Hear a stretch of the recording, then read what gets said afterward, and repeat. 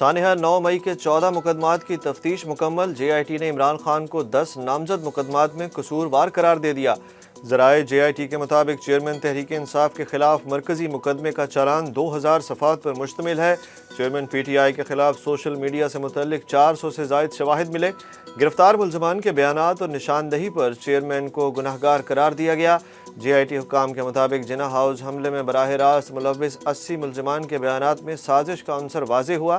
9 مئی کے واقعات پر دوران تفتیش براہ راست سازش کے شواہد بھی ملے۔ چیئرمین پی ٹی آئی کے اپنے بیانات حالات سے متضاد پائے گئے۔ اعتراض ہے کہ ملک میں اس وقت ہر کسی کے لیے لیول پلینگ فیلڈ نہیں ہے۔ بلاول بھٹو کی سکھر میں میڈیا سے گفتگو۔ انتخابات کے حوالے سے پوچھے گئے سوال پر چیئرمین پیپلز پارٹی نے کہا کہ عام انتخابات کی تاریخ دینا الیکشن کمیشن کا اختیار ہے، اس لیے ہم ان سے ہی تاریخ دینے کا کہہ رہے ہیں۔ ان کا کہنا تھا کہ بجلی ملتی نہیں اور بل ایسا آتا ہے کہ 24 گھنٹے استعمال کی ہو، استعمال کے مطابق ضرور قیمت لیں۔ بلاول بھٹو زرداری نے کہا کہ کیا سابق فوجی افسر فیض حمید اور عمران خان کو اندازہ نہیں تھا کہ اگر وہ ان شدت پسندوں کو فاٹا کے علاقے میں پھر سے آباد کریں گے تو ان کو کراچی پہنچنے تک کتنی دیر لگے گی؟ افغانستان میں چھوڑے گئے امریکی ہتھیار کچے کے شدت پسندوں کے پاس پہنچے ہیں، جبکہ سابق وزیر خارجہ دورہ جنوبی پنجاب پر آج سکھر سے ملتان پہنچ رہے ہیں۔ بے نظیر بھٹو کی حکومت گرانے کی سازش میں ملوث ریٹائرڈ فوجی افسران کی سزا کے خلاف اپیلیں خارج۔ سپریم کورٹ نے کرنل ریٹائرڈ آزاد منہاس اور کرنل ریٹائرڈ عنایت اللہ کی سزائیں برقرار رکھنے کا حکم جاری کر دیا۔ جسٹس منیب اختر نے فوجی افسران کی سزاؤں کے خلاف 15 فروری کو محفوظ کیا گیا فیصلہ پڑھ کر سنایا، جبکہ 2 فوجی افسران کی حکومت گرانے کی سازش سے متعلق ایک اپیل پر جسٹس مظاہر علی اکبر نقوی نے 17 صفحات پر مشتمل فیصلہ تحریر کیا۔ سپریم کورٹ کے فیصلے میں کہا گیا کہ آرمی ایکٹ کے تحت کسی ملزم کو متبادل جرم پر بھی سزا ہو سکتی ہے۔ ملٹری کورٹ کا ٹرائل بدنیتی پر مبنی ہو تو ہائی کورٹ یا سپریم کورٹ جائزہ لے سکتی ہے۔ چیف جسٹس پاکستان عمر عطا بندیال کی سربراہی میں بینچ نے 19 ماہ پہلے فیصلہ محفوظ کیا تھا۔ توشہ خانہ اور 190 ملین پاؤنڈز کیس میں بشرا بی بی کی ضمانت منظور ہو گئی۔ عدالت نے سابق خاتون اول کی ضمانت 26 ستمبر تک منظور کر لی۔ لطیف کھوسہ نے بشرا بی بی کی 190 ملین پاؤنڈ سکینڈل کیس میں درخواست ضمانت دائر کی اور موقف اپنایا کہ بشرا بی بی کی اگر گرفتاری مطلوب ہو تو پہلے آگاہ کیا جائے۔ سائفر کیس کی سماعت کل دوبارہ جیل میں ہوگی یا نہیں؟ آفیشل سیکرٹ ایکٹ خصوصی عدالت کے جج کی تعیناتی درست ہے یا نہیں؟ عمران خان کی اٹک جیل سے اڈیالہ جیل منتقلی ہو سکے گی یا نہیں؟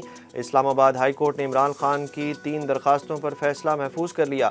اسلام آباد ہائی کورٹ میں عمران خان کی درخواستوں پر فریقین کے دلائل مکمل۔ عمران خان کی جانب سے شیر افضل مروت سمیت دیگر وکلاء عدالت پیش ہوئے۔ چیف جسٹس عمر فاروق محفوظ فیصلے سنائیں گے۔ چیف جسٹس اسلام آباد ہائی کورٹ نے کہا کہ جیل ٹرائل کوئی ایسی چیز نہیں جو نہ ہوتی ہو، یہ طے ہونا چاہیے کہ عدالت کا مقام تبدیل کرنے کا اختیار کس کا ہے۔ چینی کھاد گندم کی اسمگلنگ پر آئی بی کی رپورٹ میں بڑے انکشافات سامنے آ گئے۔ کرنسی اور آئل کے بعد چینی کھاد اور گندم کی اسمگلنگ کی رپورٹ وزیر اعظم سیکریٹریٹ میں جمع کرا دی گئی۔ ذرائع کے مطابق رپورٹ میں کہا گیا کہ اسمگلرز کو سرکاری اہلکاروں کی مدد حاصل ہے۔ رپورٹ میں گندم کی اسمگلنگ میں ملوث 592 ذخیرہ اندوزوں کی نشاندہی کی گئی، جبکہ گندم کی اسمگلنگ میں 26 اسمگلر شامل ہیں۔ رپورٹ کے مطابق پنجاب میں 272، سندھ میں 244 اور کے پی کے میں 56 سرکاری اہلکار اسمگلرز کے مددگار ہیں۔ بلوچستان میں 15 اور اسلام آباد میں 5 اہلکار اسمگلرز کے ساتھی ہیں۔ قومی ایئر لائن کو فنڈز کی شدید قلت کا سامنا، فلائٹ آپریشن متاثر، ملازمین کی تنخواہیں بھی رک گئیں۔ ذرائع کے مطابق پی آئی اے کو پاکستان اسٹیٹ آئل سے طیاروں کے لیے ایندھن ملنے میں مشکلات کا سامنا ہے۔ فنڈز کی قلت کے باعث کراچی سے فیصل آباد، اسلام آباد اور لاہور کی 2 طرفہ پروازیں منسوخ۔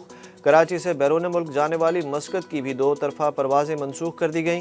پی آئی اے نے حکومت سے فنڈز کی فوری فراہمی کی درخواست کی ہے۔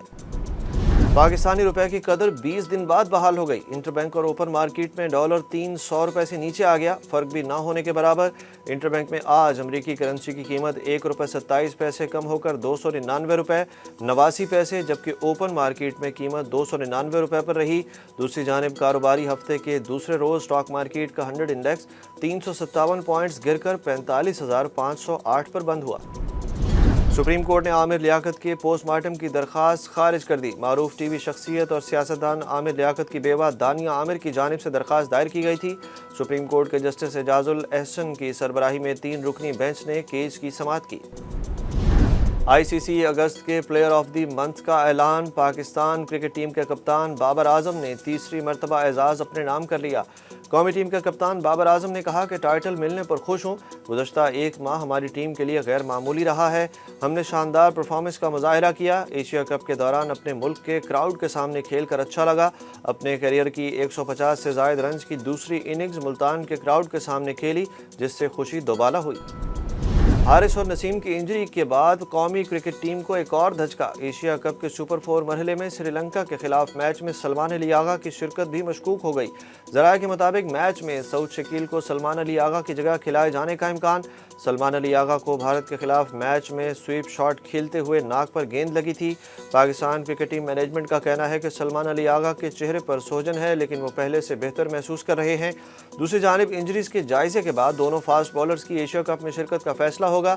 پاکستان کرکٹ ٹیم مینجمنٹ نے شاہنواز دھانی اور زمان خان کو بیک اپ بالر کے طور پر سری لنکا بلا لیا۔ بھارت سے شکست کے بعد پی سی بی کی مینجمنٹ کمیٹی کے چیئرمین ذکا اشرف نے کپتان بابر اعظم سمیت دیگر کھلاڑیوں سے ملاقات کی۔ چیئرمین ذکا اشرف نے کھلاڑیوں کا حوصلہ بڑھایا اور کہا کہ جو ہونا تھا ہو گیا، اب اگلے میچز پر فوکس کریں، غلطیوں سے سبق سیکھیں اور اگلے میچز میں بہتر کارکردگی کا مظاہرہ کریں۔ ہار جیت کھیل کا حصہ ہے، اس لیے حوصلہ نہیں ہارنا۔ بابر اعظم نے کہا کہ اگلے میچز جیتنے کے لیے سر توڑ کوشش کریں گے، فائٹ دکھائی دے گی، 100% کھیل پیش کریں گے۔ اور ایشیا کپ میں پاکستان کو جیت کے لیے پہاڑ جیسا ٹارگٹ دینے والے بھارتی بیٹر سری لنکن بولرز کے سامنے ناکام ہو گئے۔